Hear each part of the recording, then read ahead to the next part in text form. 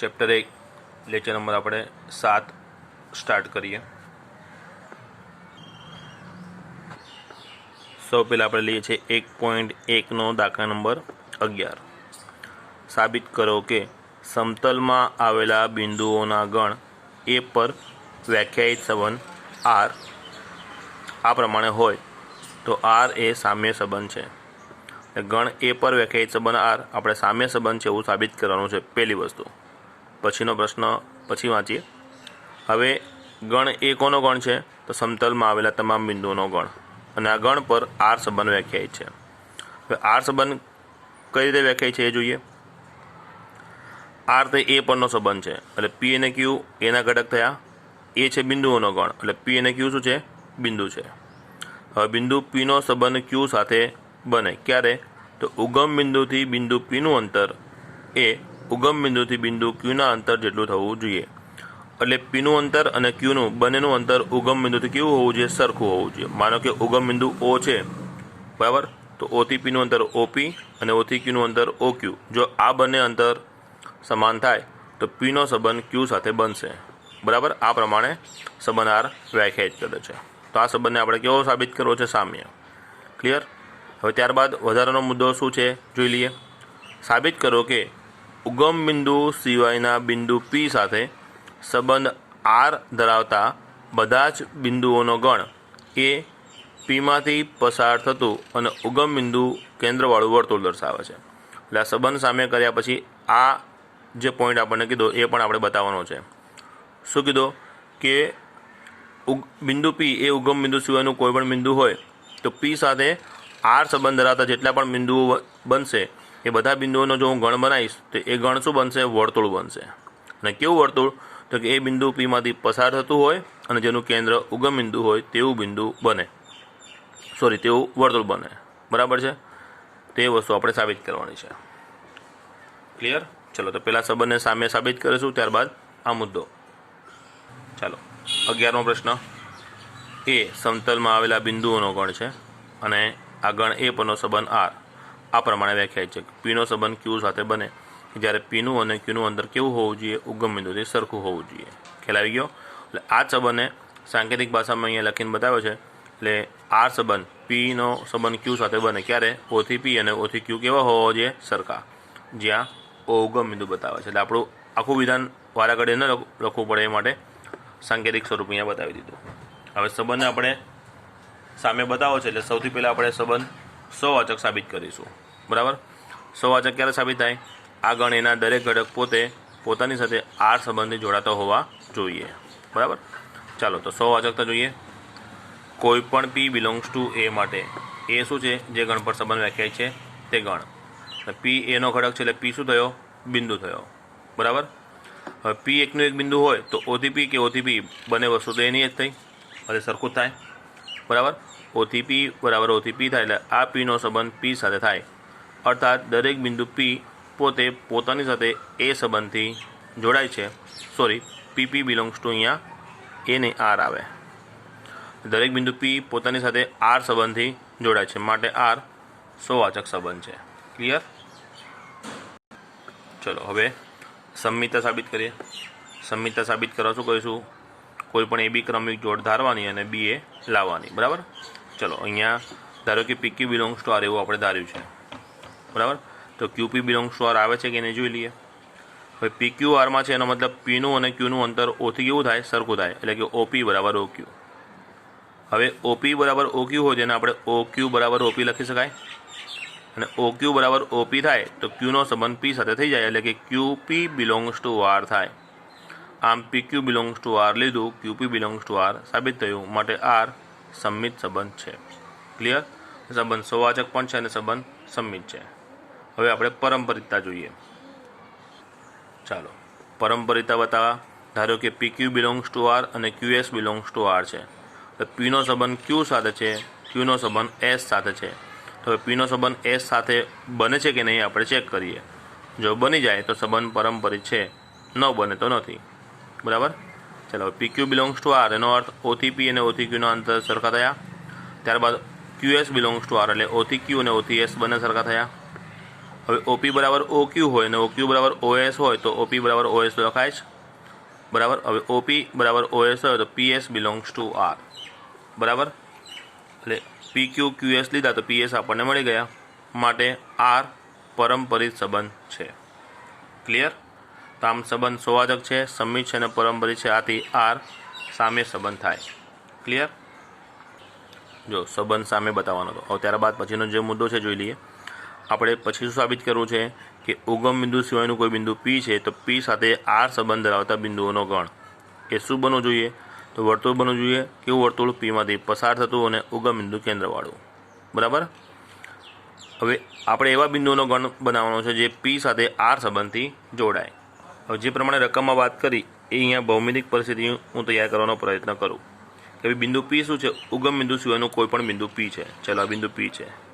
હવે આ બિંદુ પીનું સ્થાન માનો કે અહીંયા છે. તો આ બિંદુ પી સાથે આર સંબંધથી જોડાતા જેટલા બિંદુઓ છે બધા બિંદુઓ મારે બતાવવાના છે. બિંદુ પી સાથે આર સંબંધી. હવે કોઈ પણ બિંદુ પી એની સાથે ક્યુ એ આર સંબંધી ક્યારે જોડાય? જ્યારે જેટલું અંતર ઓથી પીનું અંતર હોય, બરાબર, આટલું જ અંતર ઓથી પીનું જેટલું અંતર હોય એટલા અંતરે જે બિંદુ આવ્યા હશે તમામ બિંદુઓ પી સાથે સંબંધ બનાવે. તો ઓથી પી અંતર માનો કે 5 સેમી છે, બરાબર. તો ઉગમ બિંદુ ઓથી 5 સેમી અંતર આવેલા બિંદુઓ, એ 5 સેમી અંતર આવેલું બિંદુ ક્યુ આ પ્રમાણે હોઈ શકે, 5 સેમી અંતર આવેલું બિંદુ એસ આ પ્રમાણે હોઈ શકે, 5 સેમી અંતર આવેલું બિંદુ ટી પણ આવી શકે. આનાથી 5 સેન્ટીમીટર અંતર આવેલા બિંદુઓ કયા થાય? તો જો તમે જોઈ શકો છો કે આ તમામ બિંદુઓ 5 સેન્ટીમીટર અંતરે આવેલા બિંદુઓનો ગણ થયો. 5 સેન્ટીમીટર અર્થાત જેટલું અંતર ઓથી પીનું છે એટલા જ અંતરે આવેલા આ તમામ બિંદુઓ થાય, આ બધા બિંદુઓ. તો આ બિંદુઓનો ગણ જે બન્યો એ શું બની ગયું? વર્તુળ બન્યું. ખ્યાલ આવી ગયો? અને કેવું વર્તુળ બન્યું? તો જે પીમાંથી પસાર થાય છે અને જેનું કેન્દ્ર ઉગમ બિંદુ ઓ છે તેવું. ખ્યાલ આવી ગયો? તો જો ઉગમ બિંદુ સિવાયના બિંદુ પી સાથે સંબંધ આર ધરાવતા બધા જ બિંદુઓ ઉગમ બિંદુથી ઓપી જેટલા અંતરે આવેલા, ઉગમ બિંદુથી ઓપી જેટલા અંતરે આવેલા બિંદુઓનો ગણ થાય છે. અને જે કેવો ગણ બનશે? ઉગમ બિંદુ ઓ જેનું કેન્દ્ર હોય અને ઓપી ત્રિજ્યા હોય, બરાબર, ઓપી ત્રિજ્યાવાળું અને પીમાંથી પસાર થતું વર્તુળ દર્શાવે છે. ક્લિયર? હવે નેક્સ્ટ પ્રશ્ન જોઈએ. પછીનો પ્રશ્ન આપણે 12મો જોઈએ. સાબિત કરો કે બધા જ ત્રિકોણોનો ગણ એ પર વ્યાખ્યાયિત સંબંધ આર એ સામ્ય સંબંધ છે. આરને આપણે સામ્ય સંબંધ બનાવવાનો છે. આર તે ગણ એ પર વ્યાખ્યાયિત છે. ગણ એ કોનો ગણ છે? તો બધા જ ત્રિકોણોનો ગણ છે, બરાબર. ચલો, હવે સંબંધ આર કઈ રીતે વ્યાખ્યાયિત કર્યો છે? T1 એ T2 સાથે સંબંધ બનાવે, જ્યાં T1 T2 શું હશે? એના ઘટકો છે અને એના ઘટકો ત્રિકોણ છે. એનો અર્થ T1 એક ત્રિકોણ છે, T2 પણ એક ત્રિકોણ છે. એટલે એક ત્રિકોણ બીજા ત્રિકોણ સાથે આર સંબંધથી જોડાશે. ક્યારે? તો કે આ શરતનું પાલન કરે તો. શરત શું છે? તો ત્રિકોણ T1 એ ત્રિકોણ T2 ને કેવો હોવો જોઈએ? સમરૂપ હોવો જોઈએ. એટલે સમરૂપતા ટૂંકમાં સાબિત કરવાની થઈ, બરાબર. અને જે વસ્તુ આપણે પહેલા લેક્ચરમાં જ્યારે સ્વવાચકતા કે સંમિતતા પરંપરિતા નિયમો સમજાવ્યા હતા એમાં આપણે સમાનતા, પછી ઉપગણ થવું, એકરૂપતા, સમરૂપતા આ બધા ઉદાહરણ બતાવ્યા હતા. એમાં સમરૂપતા આપણે બતાવી હતી કે સમરૂપતા એ કેવો સંબંધ છે? સામ્ય સંબંધ છે. તો એ જ સમરૂપતા આપણે અહીંયા સામ્ય સંબંધ બતાવવાનો છે, બરાબર. ત્યારબાદ બીજી વસ્તુ છે આપણે પછી જોઈએ. ચલો, 12મો પ્રશ્ન. એ બધા ત્રિકોણોનો ગણ છે અને ગણ એ પરનો સંબંધ આર આ પ્રમાણે વ્યાખ્યાય છે. T1 નો સંબંધ T2 સાથે. ક્યારે? T1 ને T2 ત્રિકોણ કેવા હોવા જોઈએ? સમરૂપ, બરાબર. ચલો, સ્વવાચકતા સાબિત કરીએ. તો સંબંધ ગણ એ પરનો છે એટલે કોઈ પણ T1 બિલોંગ્સ ટુ એ માટે, બરાબર. T1 એ T1 ને સમરૂપ થાય. દરેક ત્રિકોણ પોતે પોતાને સમરૂપ થાય. આ સમરૂપતાનું ચિહ્ન છે, ધ્યાન આપજો, બરાબર.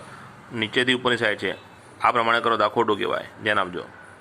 T1 સમરૂપ T1 એટલે કોઈ પણ ત્રિકોણ પોતે પોતાને સમરૂપ થાય જ, માટે દરેક ત્રિકોણ પોતે પોતાની સાથે આર સંબંધથી જોડાય છે. આથી આર સ્વવાચક સંબંધ છે. ક્લિયર? હવે સંમિતતા સાબિત કરીએ.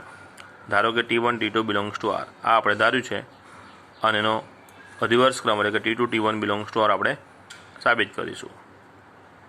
હવે T1 T2 belongs to R એનો અર્થ T1 એ T2 ને સમરૂપ છે. હવે જો T1 T2 ને સમરૂપ હોય તો T2 પણ T1 ને સમરૂપ જ કહેવાય. આથી T2 T1 belongs to R આ હતું, આ લાવી દીધું, માટે આર એ સંમિત સંબંધ છે. ક્લિયર? હવે આપણે પરંપરિતા બતાવીએ. ધારો કે T1 T2 belongs to R અને T2 T3 belongs to R, એટલે કે T1નો સંબંધ T2 સાથે છે, T2નો T3 સાથે છે, તો T1 T3 સાથે સંબંધ બનાવે છે કે નહીં જોઈ લઈએ. હવે T1 T2 belongs to R એનો અર્થ થાય T1 T2ને સમરૂપ છે, T2 T3 belongs to R છે, આથી T2 T3ને સમરૂપ છે. T1 T2ને અને T2 T3ને સમરૂપ હોય તો T1 એ T3ને સમરૂપ કહેવાય જ, માટે T1 T3 belongs to R, માટે આર પરંપરિત સંબંધ છે. એટલે આપણે અહીંયા જોયું આર સોવાચક સંબંધ છે, સંમિત છે અને પરંપરિત છે, આથી આર સામ્ય સંબંધ છે. ક્લિયર? હવે ટેક્સ્ટબુકમાં રકમમાં આપણે જોઈ લઈએ આગળની રકમ શું કહેવા માગે છે. ચાલો, 3 ત્રિકોણ T1 T2 ને T3 એમાંથી કયો ત્રિકોણ, કયા ત્રિકોણો સંબંધ આર દ્વારા સંબંધિત છે? 3 ત્રિકોણ છે, બરાબર. એ 3 પૈકી T1નો સંબંધ T2 T3 સાથે, T2નો સંબંધ T1 કે T3 સાથે અને T3નો સંબંધ T1 કે T2 સાથે છે કે નહીં એ આપણે ચકાસવાનું છે. જ્યાં T1ની બાજુઓ 3 4 5, T2ની 3 બાજુઓ 5 12 13 અને T3ની બાજુઓ આપણને આપે છે 6 8 અને 10. 3 કાટકોણ ત્રિકોણ. એટલે સમજો T1 T2 T3 માટે એક શરત તો કોમન છે કે 3 કેવા છે? કાટકોણ ત્રિકોણ છે. એની બાજુઓ આપણને આ પ્રમાણે આપેલી છે. તો આપણી પાસે સમરૂપતાની બેઝિક શરત જે છે, બરાબર, એ મગજમાં હોવી જોઈએ. કોઈ પણ એક આકૃતિ બીજાને સમરૂપ ક્યારે થાય? બરાબર, તો અહીંયા ત્રિકોણની વાત છે, એટલે એક ત્રિકોણ બીજા ત્રિકોણને ક્યારે સમરૂપ થાય? તો કે અનુરૂપ ખૂણા સરખા, બરાબર, અને અનુરૂપ બાજુઓનો ગુણોત્તર સરખો થવો જોઈએ. તો એવું થાય છે કે નહીં આપણે ચેક કરીએ. જો આપણા જે 3 ત્રિકોણો છે એની ડિટેલ અહીંયા બતાવી છે. કાટકોણ ત્રિકોણ 3 છે, એની બાજુઓના માપ આ પ્રમાણે છે. હવે બાજુઓના માપ પહેલાં તો સમરૂપ, બાજુઓના માપનો ગુણોત્તર સરખો છે કે નહીં આપણે ચેક કરીએ. પહેલાં T1 T2માં ચકાસણી કરીએ, એટલે 3/5 4/12 અને 5/13 એ સરખા થાય નહીં, એટલે T1 T3 સાથે સમરૂપતાના સંબંધે જોડાતો નથી. હવે T2 સાથે T1 T2 સાથે જોડાતો નથી.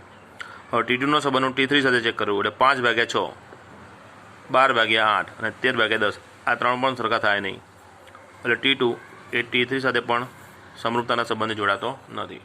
ટૂંકમાં T2ની વાત પૂરી થઈ ગઈ બંને સાથે, બરાબર. હવે આ બેનું ચકાસણી કરીએ, 3/6 4/8 અને 5/10 આ પણ 1/2, આ પણ 1/2 અને આ પણ 1/2. ટૂંકમાં અનુરૂપ બાજુનો ગુણોત્તર કેવો આવે છે? સરખો આવે છે, બરાબર. અને બે ત્રિકોણો કાટકોણ તો છે જ, એટલે એક ખૂણાને અનુરૂપ બીજો ખૂણો થઈ ગયો. અનુરૂપ બાજુઓનો ગુણોત્તર પણ સરખો છે, આથી બંને ત્રિકોણો કેવા થઈ જાય? સમરૂપ. પહેલો ત્રિકોણ એ ત્રીજા ત્રિકોણ સાથે સમરૂપતાના સંબંધે જોડાય છે, એટલે કે T1 સમરૂપ T3 છે, બરાબર. મારે T1 અને T3 એ આર સંબંધ દ્વારા સંબંધિત છે, બાકી કોઈ જોડી બની નહીં. ક્લિયર? ચલો નેક્સ્ટ પ્રશ્ન જોઈએ. ચાલો 13મો પ્રશ્ન.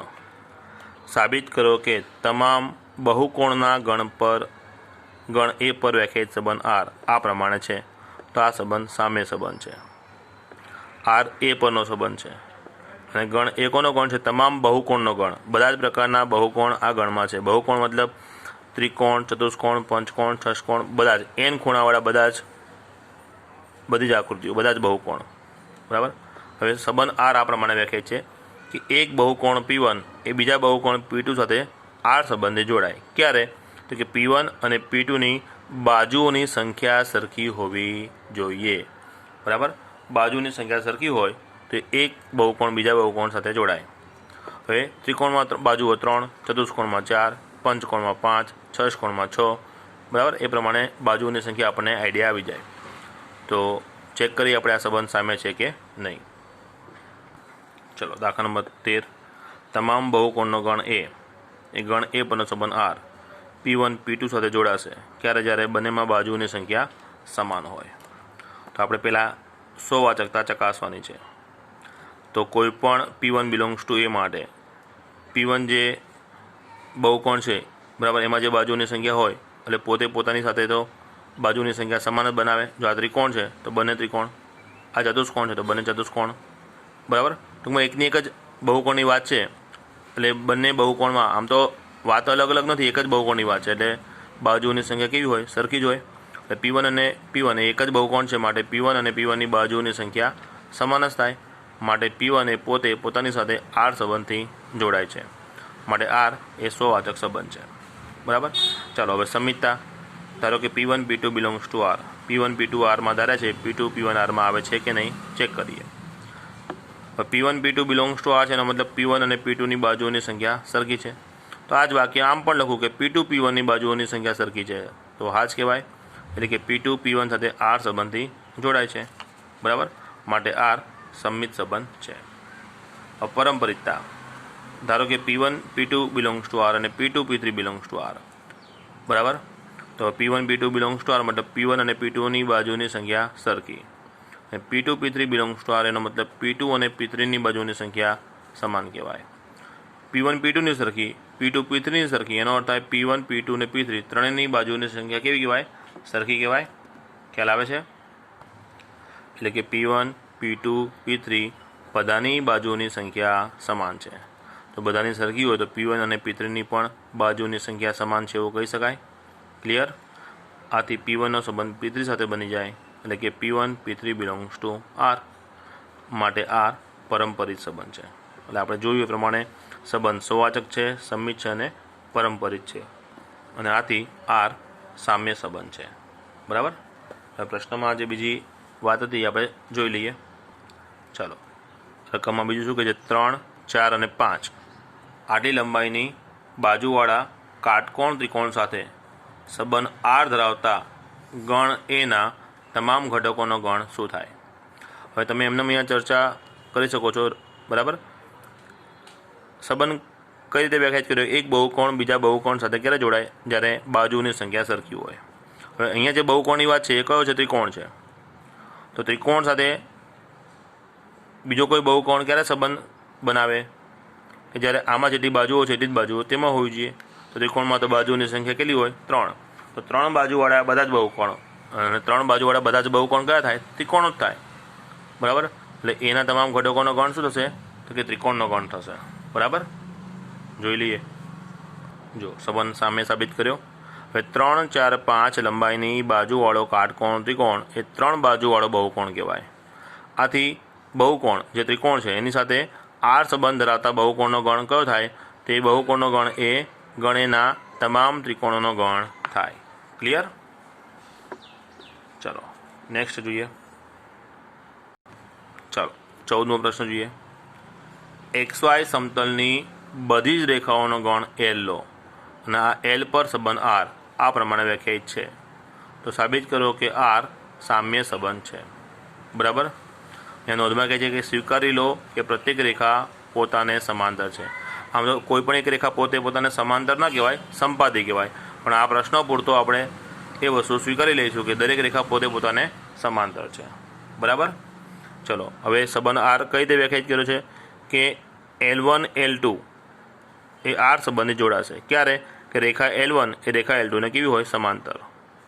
L કોનો ગણ કીધો? રેખાઓનો ગણ. કઈ રેખાઓ? જે XY સમતલમાં આવી હોય એવી તમામ રેખાઓ, બરાબર. એટલે કે XY સમતલની તમામ રેખાઓના ગણ L પર સંબંધ R વ્યાખ્યાયિત છે, અને R સંબંધ સામ્ય બનાવવાનો છે. જ્યાં સંબંધને આ પ્રમાણે વ્યાખ્યાયિત કરી છે: એક રેખા બીજી રેખા સાથે સમાંતર હોય તો R સંબંધથી જોડાય, બરાબર. ચાલો હવે એની સાબિતી જોઈ લઈએ આપણે. દાખલા નંબર 14. L કોનો ગણ છે? તો XY સમતલની બધી જ રેખાઓનો ગણ અને L પરનો સંબંધ R. L1 L2 સાથે R સંબંધથી જોડાય. ક્યારે? રેખા L1 એ રેખા L2 ને કેવી હોય? સમાંતર. એટલે કે L1 સમાંતર L2, બરાબર છે. ચાલો સંબંધ જોઈ લઈએ સ્વવાચક છે કે નહીં. કોઈ પણ L1 બિલોંગ્સ ટુ L માટે L1 અને L1 એક જ રેખા થઈ અને પોતાને સમાંતર છે, જે આપણે સ્વીકારવાનું છે રકમમાં જે નોંધ આપી છે એ પ્રમાણે, બરાબર. તો દરેક L1 પોતાની સાથે સમાંતરના સંબંધથી જોડાય છે, એટલે કે L1 બિલોંગ્સ ટુ R થાય. આથી R સ્વવાચક સંબંધ છે. ક્લિયર? ચાલો હવે આપણે સંમિતતા ચકાસીએ. સંમિતતા કરવા સાબિત કરવા માટે L1 L2 belongs to R છે એવું આપણે ધારી લીધું છે. ધારો કે L1 L2 belongs to R છે, એનો મતલબ L1 L2 ને સમાંતર છે. હવે L1 L2 ને સમાંતર હોય તો L2 L1 ને સમાંતર કહેવાનું છે. ક્લિયર? L1 L2 ને સમાંતર હોય તો L2 L1 ને કહેવાય. આથી L2 L1 belongs to R થાય. માટે R સંમિત સંબંધ છે. ક્લિયર? હવે આપણે પરંપરિતતા ચકાસીએ. ધારો કે L1 L2 belongs to R અને L2 L3 belongs to R છે, તો L1 L2 belongs to R મતલબ L1 L2 ને સમાંતર હોય અને L2 L3 belongs to R એનો મતલબ L2 L3 ને સમાંતર થાય. હવે L1 ને સમાંતર L2 છે અને L2 ને સમાંતર L3 છે, તો L1 ને સમાંતર L3 કહેવાય છે, એટલે કે L1 સમાંતર L3 માટે L1 L3 સાથે R સંબંધથી જોડાય છે અને આથી R કેવો કહેવાય? પરંપરિત સંબંધ. આમ L1 R એ સ્વવાચક છે, સંમિત છે અને પરંપરિત છે, આથી R સામ્ય સંબંધ છે. બરાબર.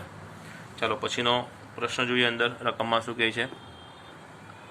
જો રેખા y બરાબર 2x પ્લસ 4 જે રેખા y બરાબર 2x પ્લસ 4 સાથે R દ્વારા સંબંધિત હોય તેવી તમામ રેખાઓનો ગણ શોધો.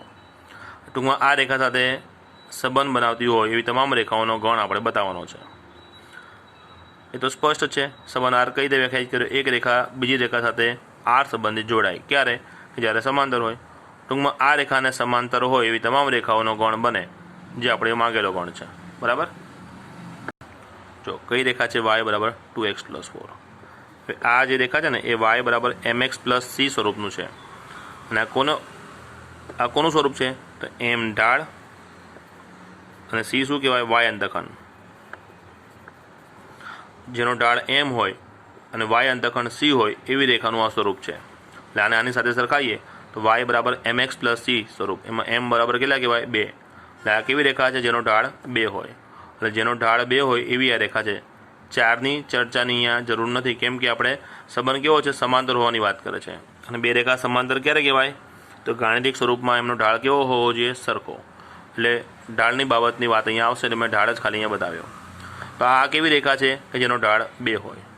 તો આને સમાંતર તમામ રેખાઓનો ઢાળ પણ કેટલો હોય? 2 જ હોવાનો. તો જો રેખા y બરાબર 2x પ્લસ 4 સાથે R સંબંધ ધરાવતી, બરાબર, સંબંધ R ધરાવતી ગણ L ની તમામ રેખાઓનો ગણ છે એ કેવી રેખા થશે? એ એવી રેખાઓનો ગણ થશે કે જેનો ઢાળ 2 હોય. બરાબર. એટલે આ રેખા સાથે R સંબંધ દ્વારા સંબંધિત હોય એવી તમામ રેખાઓનો ગણ કેવી રેખાઓનો ગણ થાય? કે જે તમામનો ઢાળ કેટલો હોય? 2 હોય. બીજા અર્થમાં આવું પણ કહી શકાય કે ગણ Lની જે રેખાઓનો ઢાળ 2 હોય તેવી તમામ રેખાઓ y બરાબર 2x પ્લસ 4 સાથે સંબંધ R દ્વારા સંબંધિત થશે. ક્લિયર? આ બેમાંથી તમે ગમે તે એક સ્ટેટમેન્ટ લખી શકો, બંને લખવાની જરૂર નથી. જે શબ્દ સમૂહની ગોઠવણી તમને ફાવે એ પ્રમાણે. એટલે 1.1 આખું પૂરું થયું. એની પહેલાંના 6 ઉદાહરણ પૂરા થયા. બરાબર. હવે આ જ ટોપિક ઉપરના ઉદાહરણ પાછળની સાઈડ છે અને સ્વાધ્યાય 1માં અમુક દાખલા છે, આપણે પૂરા કરીએ પહેલાં. ચાલો ઉદાહરણ 41 જોઈએ. જો R1 અને R2 ગણ એમાં સામ્ય સંબંધ હોય તો સાબિત કરો કે એ બંનેના છેદગણથી બનતો ગણ પણ સામ્ય સંબંધ છે. R1 એક અલગ ગણ છે, R2 પણ બીજો અલગ ગણ છે, પણ બંને કેવા છે? સામ્ય છે. તો આ બંનેનો છેદગણ લઈને જે નવો ગણ બને એ ગણ પણ સામ્ય સંબંધ છે એવું આપણે સાબિત કરવું છે. એટલે આ બંને સામ્ય છે એ આપણને આપ્યું છે અને આ સામ્ય છે એવું આપણે સાબિત કરવું છે. બરાબર.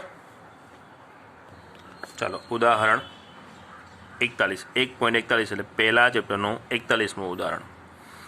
R1 અને R2 એ ગણ એમાં સામ્ય સંબંધ છે એવું આપણને આપેલું છે. બરાબર. અને R1 છેદ R2 આ સામ્ય છે એવું આપણે સાબિત કરવું છે. તો આને સાબિત કરવાનું છે સામ્ય. બરાબર. ચલો તો પહેલાં આપણે સ્વવાચકતા ચેક કરીએ. ચાલો સ્વવાચકતા ચેક કરીએ. પ્રત્યેક A બિલોંગ્સ ટુ A માટે. કેમ એ લીધો? કારણ કે સંબંધ બંને ક્યાં છે? એ પર વ્યાખ્યાયિત છે અને આ જે સંબંધ છે એ પણ એ પરનો જ વ્યાખ્યાયિત સંબંધ છે. બરાબર. દરેક ઘટક A બિલોંગ્સ ટુ A માટે A બિલોંગ્સ ટુ R1 અને A બિલોંગ્સ ટુ R2. કેમ? તો કે R1 R2 સામ્ય છે એવું આપણને આપ્યું છે. R1 સામ્ય હોય એટલે A બિલોંગ્સ ટુ R1 આવવાના અને R2 પણ સામ્ય સંબંધ છે એટલે A બિલોંગ્સ ટુ R2 રહેવાના જ. ખ્યાલ આવી ગયો? હવે આ ઘટક R1માં છે અને એ જ ઘટક R2માં પણ છે. આ ઘટક બંનેના છેદગણમાં કહેવાય છે. તો તમે અહીંયા જોઈ શકો છો જે સંબંધને આપણે સામ્ય સાબિત કરવો છે એ સંબંધમાં દરેક ઘટક A પોતાની સાથે દરેક ઘટક પોતે પોતાની સાથે જોડાય છે. બરાબર. એટલે કે A બિલોંગ્સ ટુ R1 છેદ R2 માટે R1 છેદ R2 એ સ્વવાચક સંબંધ છે. ક્લિયર? ખ્યાલ આવી ગયો? ચાલો હવે સંમિતતા સાબિત કરવું છે. સંમિતતા સાબિત કરવા શું કરીશું? આમાં એ બી બિલોંગ્સ ટુ R1 R2 ધારીશું અને બી એ બિલોંગ્સ ટુ R1 R2 લાવીશું.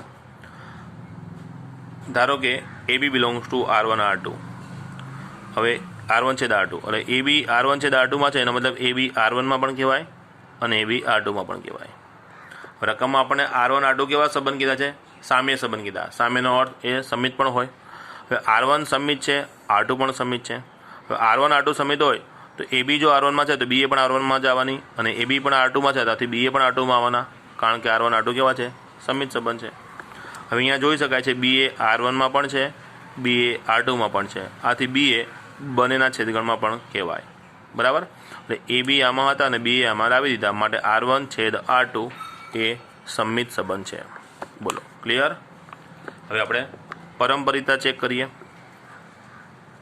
પરંપરિતા માટે એ બી બિલોંગ્સ ટુ R1 છેદ R2 અને બીસી બિલોંગ્સ ટુ R1 છેદ R2 આપણે લીધા.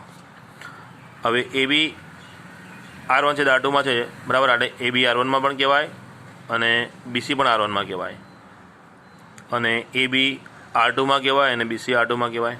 ખ્યાલ આવી ગયો? હવે જો એ બી R1માં છે, બીસી R1માં છે, એટલે એ બી સાથે અને બી સી સાથે R1 સંબંધે જોડાય છે, માટે એ સી સાથે પણ R1 સંબંધે જોડાય, એટલે કે એસી બિલોંગ્સ ટુ R1 આવે. કેમ એવું? કારણ કે R1 પરંપરિત છે. અને એ પ્રમાણે એ બીનો એનો સંબંધ બી સાથે અને બીનો સંબંધ સી સાથે R2થી જોડાય છે, માટે એ પણ સી સાથે R2 સંબંધથી જોડાય, એટલે કે એસી બિલોંગ્સ ટુ R2 થાય. કેમ? તો કે R2 પણ પરંપરિત સંબંધ છે, કારણ કે રકમમાં આપણને R1 R2 બંને કેવા કીધા? સામ્ય કીધા. સામ્ય કીધા એનો અર્થ સ્વવાચક, સમિત અને પરંપરિત ત્રણે છે. ક્લિયર? ટૂંકમાં એ બી બીસી R1માં હતા તો એસી R1માં આવ્યા અને એ બી બીસી R2માં હતા તો એસી R2માં આવ્યા. આમ આપણે જોઈ શકીએ છીએ અહીંયા કે એ બી અને બીસી આપણે R1 છેદ R2માં લીધા તો અહીંયા એસી પણ R1 છેદ R2માં આવશે. એટલે અહીંયા વચ્ચે એક લાઈન લખવાની છે આપણે કે એસી R1માં છે, એસી R2માં છે, આથી એસી બિલોંગ્સ ટુ R1 છેદ R2. આ લાઈન તમારે લખવી પડે. બરાબર? એટલે એ બી બીસી R1 છેદ R2માં લીધા, એસી R1 છેદ R2માં આવી ગયા, માટે R1 છેદ R2 પરંપરિત સંબંધ છે અને આથી R1 છેદ R2 કેવો કહેવાય? સામ્ય કહેવાય. ક્લિયર? ચાલો 42મું ઉદાહરણ જોઈએ. ગણ એને ધન પૂર્ણાંકોની ક્રમિક જોડનો ગણ છે. ગણ એ પર R એ જો એક્સ વી બરાબર વાય યુ, એટલે એક્સ અને વીનો ગુણાકાર એ વાય અને યુના ગુણાકાર બરાબર થાય તો ને તો જ એક્સ વાય આર યુવી દ્વારા વ્યાખ્યાયિત સંબંધ છે. સંબંધ આર એ પરનો સંબંધ છે. ગણ એ ધન પૂર્ણાંકોની ક્રમિક જોડનો ગણ છે. બરાબર? ધન પૂર્ણાંકોની ક્રમિક જોડનો ગણ છે, ધ્યાન આપજો. તો સંબંધ આર દ્વારા એક ક્રમિક જોડ બીજી ક્રમિક જોડ સાથે જોડાશે. આ ક્રમિક જોડ એક્સ વાય એ ક્રમિક જોડ યુવી સાથે આર સંબંધ દ્વારા જોડાય. ક્યારે? તો કે આ શરતનું પાલન કરે ત્યારે. શરત શું છે? એક્સનો ગુણાકાર વી સાથે. એક્સનો ગુણાકાર વી સાથે એટલે એક ક્રમિક જોડનો એક્સ યામ બીજી ક્રમિક જોડના વાયામ સાથેનો ગુણાકાર અને આના એક્સ યામ યુનો ગુણાકાર આના વાયામ વાય સાથે ગુણાકાર. આ બંને સરખા થાય. આ રીતે એક સંબંધ આર વ્યાખ્યાયિત કર્યો છે. તો આ સંબંધ આર સામ્ય સંબંધ છે એવું આપણે બતાવવાનું છે. બરાબર? તો આપણે આ જે શરત છે ને થોડી એને મોડિફાઈડ કરીશું. બરાબર? સરળતાથી આપણે સમજાય એ પ્રમાણે. કારણ કે અહીંયા ગુચમ છે, આનો એક્સ યામ આના વાયામ સાથે અને આનો એક્સ યામ આના વાયામ સાથે ગુણાય અને સરખો થવો જોઈએ એવી શરત છે. મોડિફિકેશન આપણે જોઈ લઈશું પહેલાં. ગણ એ ધન પૂર્ણાંકની ક્રમિક જોડનો ગણ છે અને ગણ એ પરનો સંબંધ આર. જો સંબંધ આર આપણે કઈ રીતે વ્યાખ્યાયિત કર્યો છે કે એક્સ વી બરાબર વાય યુ થાય તો એક્સ વાય યુવી સાથે જોડાય, એટલે કે એક્સ વાય યુવી સાથે આર સંબંધ જોડાશે. ક્યારે? આ શરતનું પાલન થાય. બરાબર? કારણ કે રકમમાં તો અને તો જેવો શબ્દ વાપરે છે એટલે મેં અહીંયા ડબલ ઇમ્પ્લાઇઝ કર્યું છે. હવે જો એક્સને ઉપર રાખી વાય નીચે લાવ્યા, યુ અહીંયા રાખીને વી નીચે લાવ્યા. જે વાય અને વી શું છે? એનના ઘટકો છે. મેં કેમ આવી શરત બતાવી? કારણ કે બંને છેદમાં આવ્યા. છેદ 0 થવો જોઈએ નહીં. બરાબર? એ ક્લેરિફિકેશન માટે મેં આ બતાવ્યું છે. કારણ કે રકમમાં કીધું છે એ કોનો ગણ છે? ધન પૂર્ણાંકોનો ગણ છે. એટલે વાય અને વી બંને પૂર્ણાંકો છે, માટે એને છેદમાં હું લાવી શકું. એટલે હવે સંબંધને મેં ઇઝી બનાવ્યો. શું સંબંધને ઇઝી બનાવ્યો? કે એક ક્રમિક જોડ એક્સ વાય બીજી ક્રમિક જોડ યુવી સાથે જોડાય. ક્યારે? કે આ બેનો ગુણોત્તર એ આ બેના ગુણોત્તર બરાબર થાય ત્યારે. એટલે આ સરળતાથી આપણે સમજાય. ખ્યાલ આવી ગયો? ચલો હવે સંબંધ સ્વવાચક છે કે એને ચકાસીએ. તો કોઈ પણ ક્રમિક જોડ એ બી એમાં હોય તો એ ભાગ્યા બી બરાબર એ ભાગ્યા બી થાય જ, એટલે કે એ બી સાથે આર સંબંધ દ્વારા જોડાશે, માટે સંબંધ આર કેવો થયો? સ્વવાચક. ક્લિયર? હવે સંમિતતા જોઈએ. ચલો સંમિતતા. ધારો કે એ બીનો સંબંધ સીડી સાથે છે, એ બી સીડી સાથે છે એવું ધાર્યું. હવે સીડી એ બી સાથે છે એવું આપણે સાબિત કરીશું. હવે એ બી આર સીડી એનો મતલબ એ અપોન બી ઇક્વલ સી અપોન ડી. તો આનો ક્રમ બદલી નાખવો એટલે સી અપોન ડી બરાબર એ અપોન બી લખાય છે. આથી હું લખી શકું કે સીડી આર એ બી એટલે સીડી એ બી સાથે આર સંબંધથી જોડાય છે. આમ એ બીનો સંબંધ સીડી સાથે ધાર્યો અને સીડીનો સંબંધ આર એ બી સાથે સાબિત કર્યો, માટે આર સંમિત સંબંધ છે. હવે આપણે પરંપરિતા જોઈએ. ધારો કે એ બીનો સંબંધ સીડી સાથે છે અને સીડીનો સંબંધ ઈ એફ સાથે છે, તો મારે એ બીનો સંબંધ ઈ એફ સાથે બતાવવાનો થાય. શરત પ્રમાણે એ અપોન બી બરાબર સી અપોન ડી થાય અને સી અપોન ડી બરાબર ઈ અપોન એફ થાય. તમે અહીંયા સ્પષ્ટ જોઈ શકો છો કે એ બી સીડીને બરાબર છે અને સીડી ઈ એફને બરાબર છે, તો એ અપોન બી બરાબર ઈ અપોન એફ થવાનો જ. એ અપોન બી બરાબર ઈ અપોન એફ થયું, આથી એ બી એ ઈ એફ સાથે આર સંબંધે જોડાય અને આથી આર પરંપરિત સંબંધ છે. આમ આર સ્વવાચક, સંમિત અને પરંપરિત હોવાથી આર સામ્ય સંબંધ છે એવું સાબિત થાય છે. ક્લિયર? તો હવે વધુ અભ્યાસ નેક્સ્ટ લેક્ચરમાં કરીશું આપણે.